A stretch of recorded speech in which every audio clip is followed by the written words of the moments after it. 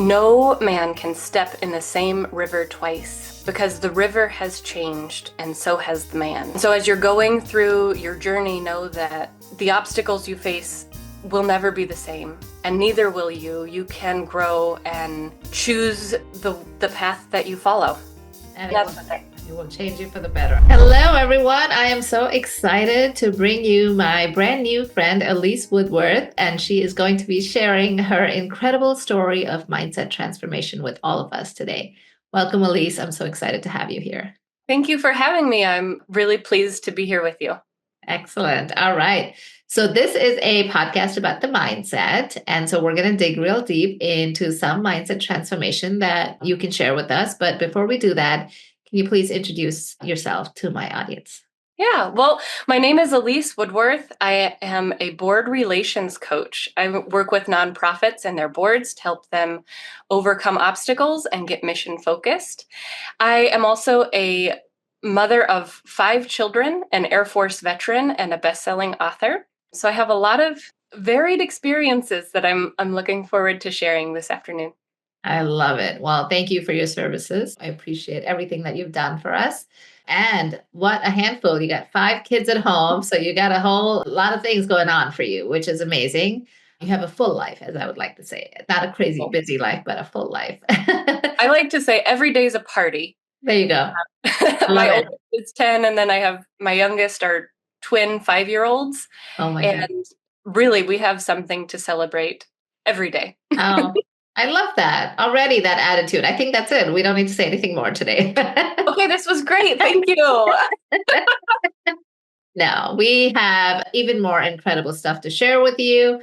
So tell us, Elise, since we're talking about mindset, where would you say you are in your mindset today? If we had to rate it from a scale of 1 to 10, 1 being like, I'm struggling, I need help, I don't know what day it is or what I'm doing, to 10 being like, warrior mode on, let's go, we got this. Where would you say? I am really excited to be here, which is really motivating, but I'm going to have to come in around a 5. Okay. I am experiencing a lot of change and uncertainty in life. Nothing too dramatic, but it does create a heaviness, which I have to admit to be carrying. Yeah. Way to being honest. I love that. And that's part of the whole mindset journey, right? Is to assess where you are and know where you are and have the awareness around it. So tell me a little bit about maybe a time in your life where, you weren't even at a 5. Maybe it felt more like a 1 or a 2, and it felt like a struggle to even, understand why you were there, let alone find your way out of it. Mm-hmm. Well, I'm going to take you all the way back to what's lifetimes, multiple lifetimes ago for me, when I was in high school. And I went to a school in the middle of Indiana, cornfields, soybeans, cows, all the things that you would imagine, big open skies and spaces. But I realized a call to service, something that was drawing me away from my hometown. And as graduation came closer, I realized that I wanted to follow in my father's footsteps and attend the Virginia Military Institute. This was at a time when the first females were just graduating from VMI. I was graduating from high school and was accepted to go into what was the 7th class of women at VMI. Wow. The Virginia Military Institute. I think I said that already. Yes. Yeah. Okay. I'm so familiar with it, but I know a lot of people are not, though they may be with the court cases. Oh, yeah. Well, I wasn't familiar, so I'm glad you clarified that. So it was the last state-run college to accept women.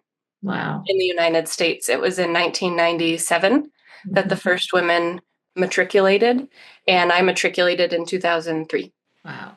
Okay. So what about that experience was, challenging you mindset wise? Right. I went from being really one of the majority. We had a very undiverse town, I would say, as many Midwest towns are. We all looked the same, acted the same. There wasn't a tremendous amount of diversity in the area. Right. And I chose to put myself in a situation where I was one of under 5% of women. Yeah, that's got to be They, amazing. they cut my hair, so I had an inch of hair on top of my head, and the the whole first phase of attending VMI, and it's still this way to some extent today, is designed to tear you down, to Mhm. take all of your personality, your personal self, and test it and Mhm. see what's lying underneath. And did you know any of this going in, that this is what they're going to be working on? I knew that my hair was going to go. I'm happy to have it back now. But I knew that it was going to be physically challenging, that there were going to be a lot of marching and drilling and running and training. And I expected that, along with a difficult course load that you expect when you're going into a college environment. Mhm. So, what I didn't expect so much was the yelling and the intensity at which all of those things together really do wear away at your endurance, at your ability to think, to make decisions, to act. They took away my watch. I didn't know what time it was. Really? This Wow. was a little bit before cell phones were really mainstream. We were not allowed to have cell phones anyway, but they also took away your watch, so you didn't know what time it was even. Wow. And aren't you supposed to wake up like really early and They bathe? wake you up. They wake you up. They Okay. wake you up, they put you to bed. Uh, Yeah. And you're and all I, of what, 17, 18 at the time? yes, ma'am. Yeah. And so what I realized in that time, though, you go through a ceremony called meeting cadre, and all of the young, they call us rats.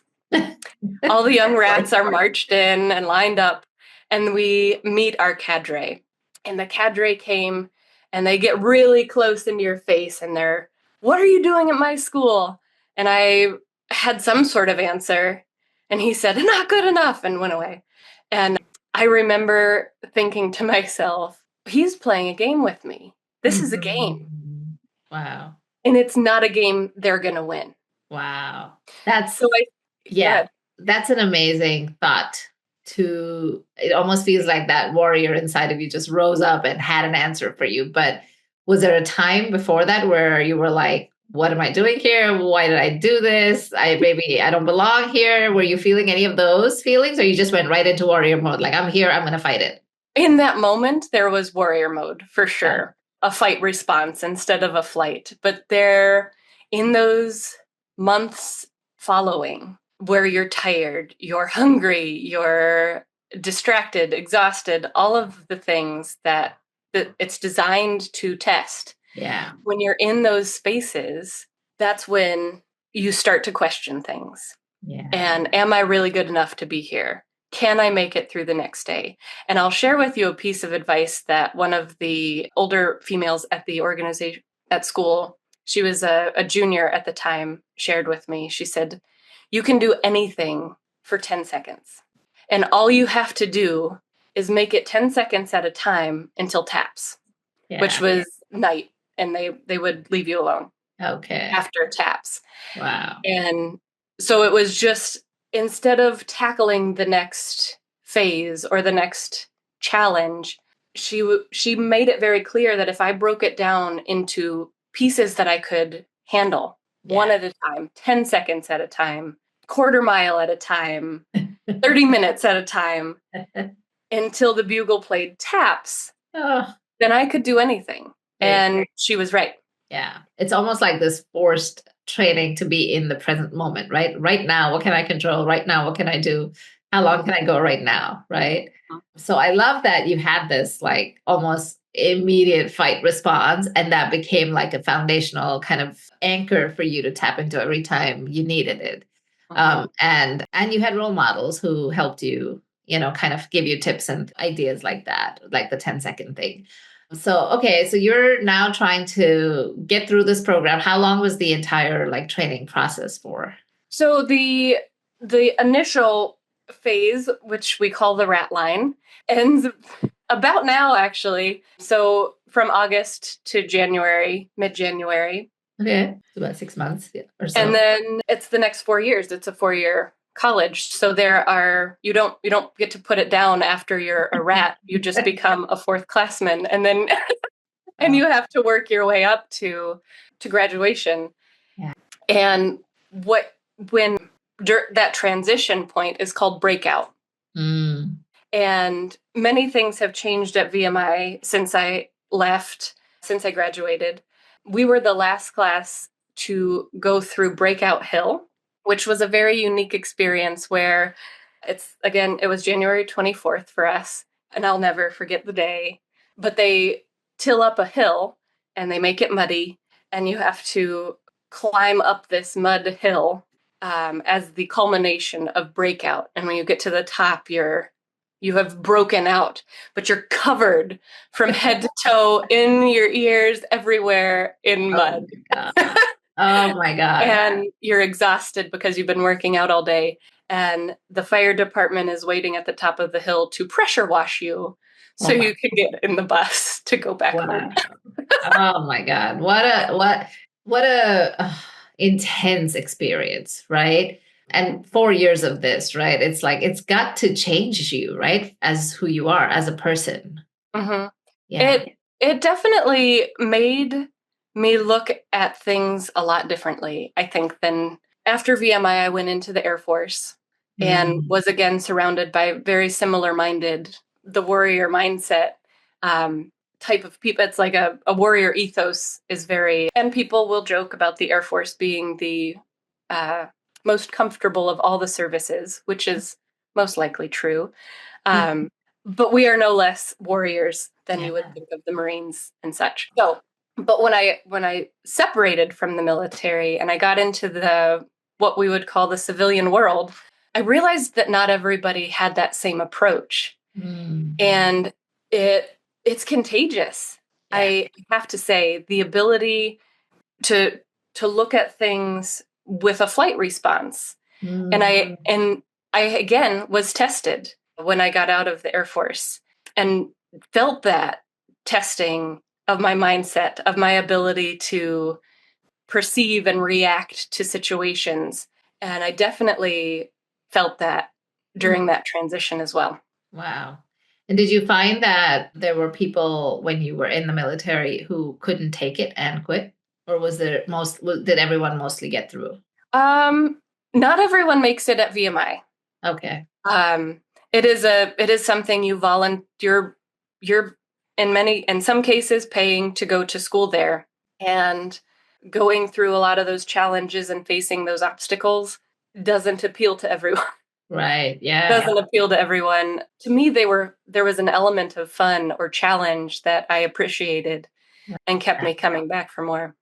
Yeah, it's not for everyone, right? Yeah. And then so now you're trying to adjust to the civilian lifestyle. And now people are different from what you are. Obviously, they haven't been put through the ringer like you've been put through it. So you're trying to get through your day-to-day life. And do you find yourself challenged with, trying to fit into the civilian lifestyle? Is that hard? Is that challenging? I had trouble with it personally. I don't know that other people would say that of me, but I felt difficulty making friends or being calm and relaxed. And there are a multitude of reasons for that. Sure. But what I realized is that I needed to approach things with the same mindset that had gotten me through my time at VMI. And I needed to find a way to communicate that and to put it into something I could use every day. And what came to mind was this idea of business, not battle, which happens to be the title of my first book. I say first because I feel like more are coming. I love that. But it's called Business, Not Battle. And it's really the mindset that I use to overcome obstacles and to keep having impact in my family, in my life, and in the work that I do. Wow. So how is the battle mindset different from the business mindset? So in the military at VMI, we were being trained for battle. Yeah. So that in times of stress and crisis, we would be able to make decisions at a moment's notice. Sure.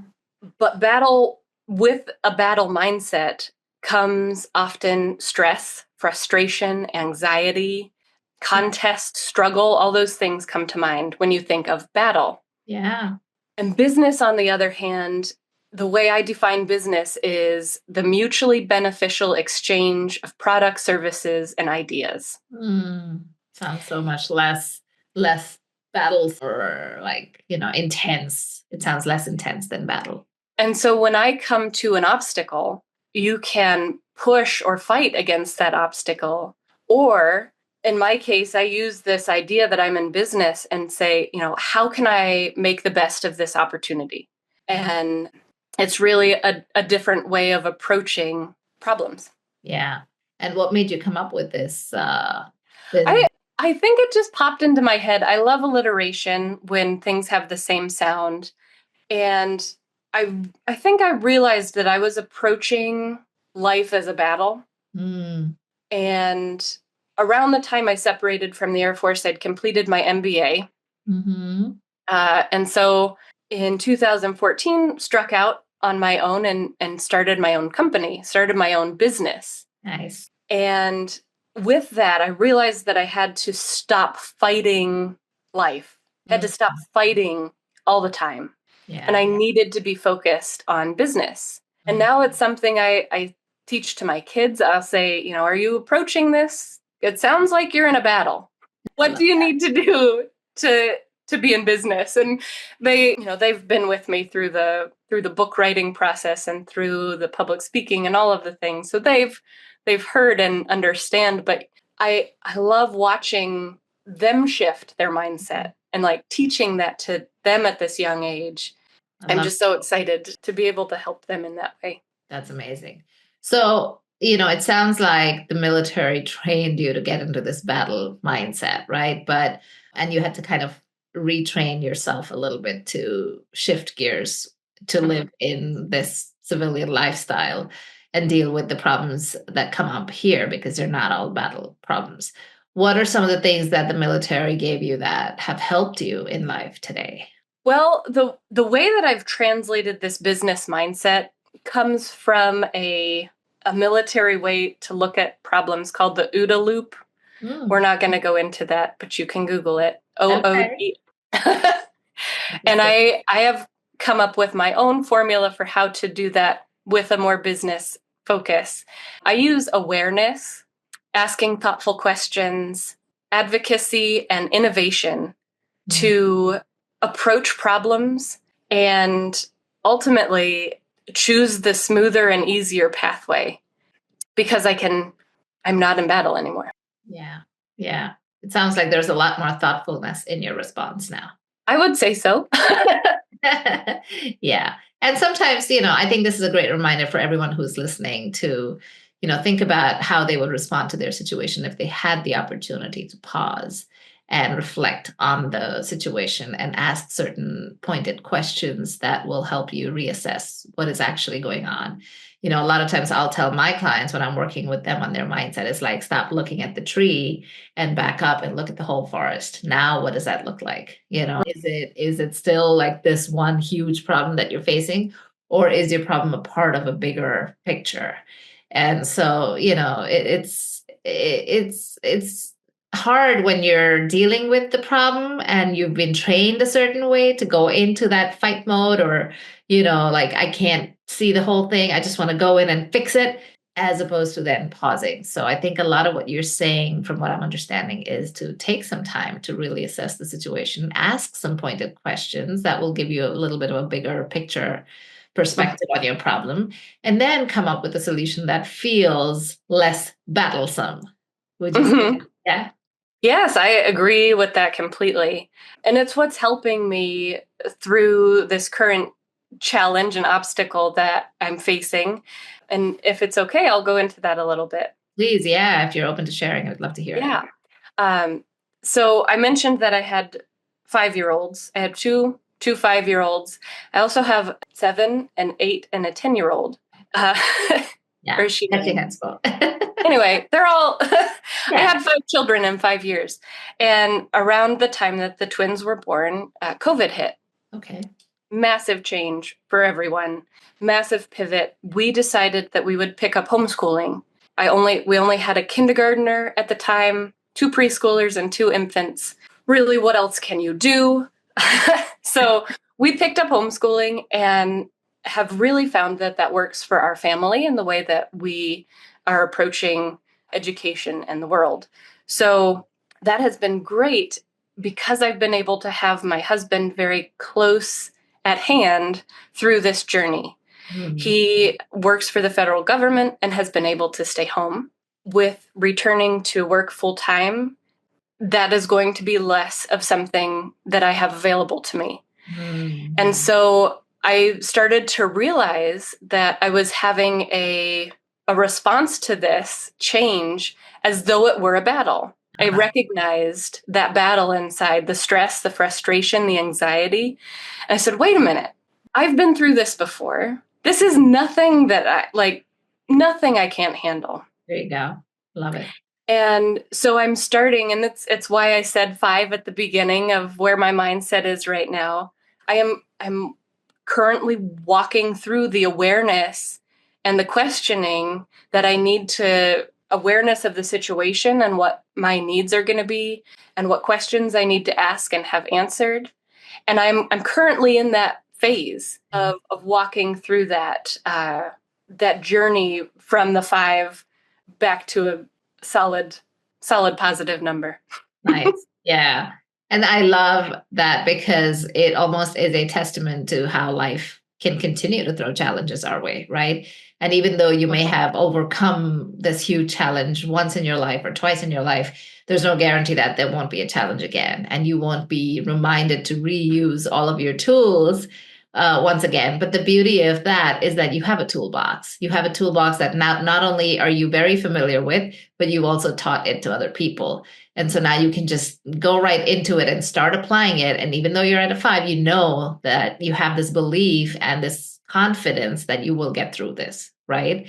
And you will come a 8 or 9 or a 10, whatever that looks like. And every day is still a party. Every day is still a party. I love that. Yes, nobody's immune to problems, nobody's immune to challenges. I think what's important and what I'm taking away from this conversation with you is that have your toolbox. Make sure you have a toolbox that works for you. Make sure you've used it enough. I was at Elizabeth Gilbert's retreat recently, and she talks about your toolbox should be worn out completely, like it's been used up. Don't trip over that toolbox and keep it on the side, very pretty and just there for the sake. It's not a jewelry box. It's not a jewelry box. It's not precious. Yeah. Open it and use it. Yes. So I love that you shared your toolbox with us today. Thank you so, so much for sharing that with us. I think there's definitely a lot of amazing nuggets in there that we can all take away from. And I want to thank you for your service, for all that you have done for the country. And I know that you don't get thanked enough. So I want to do that on behalf of everybody. And thank you for sharing your journey and your toolbox with us. Yeah, if I can, I'd love to remind everybody that you are in business, not battle. Yes. And to ignite, inspire, and grow wherever you go. I love that. Thank you for that reminder. So if anybody wants to reach out to you and connect with you and learn more about the work that you do, nonprofits especially, because that's who you work with mostly, how can they reach out to you? LinkedIn is the best way. Elise Woodworth on LinkedIn, or Woodworth Enterprises. I was not very creative with my business name.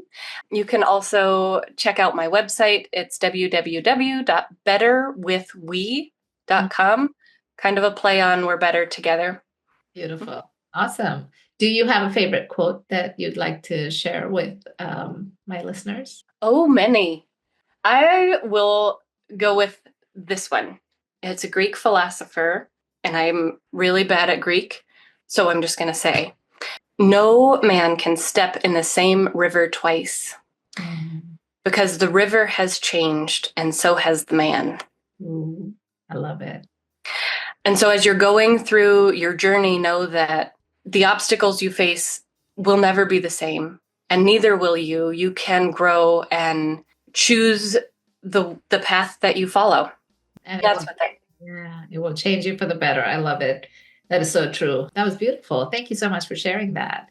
And I'm so grateful for having you on the podcast. And I know that many people will benefit from listening to your story. So thanks again for being here. And I can't wait to share this with everybody. Yes, thank you very much. Have a wonderful day. You too.